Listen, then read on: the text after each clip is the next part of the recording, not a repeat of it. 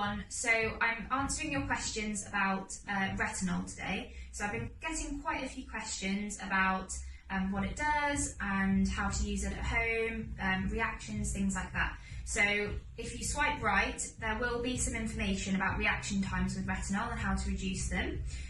If you would also like to comment or get in touch with the clinic, then I am here to answer further questions.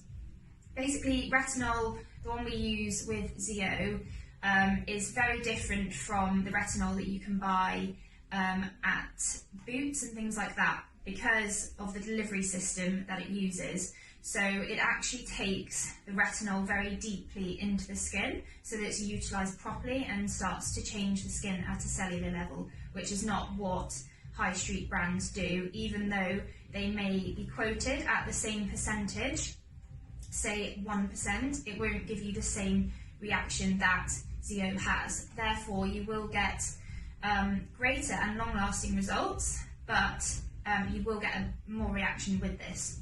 So, without reaction, we're not having any repair from the retinol. So, while you're on the programme, you will have some reaction to the retinol. So, whether it's a little bit of dry skin, flaking and peeling, right up to quite red and sore skin.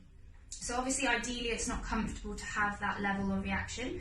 So a moderate programme is generally what we aim for. So that process can be over 6 to 12 weeks, maybe even a little bit longer while your skin becomes accustomed to the retinol.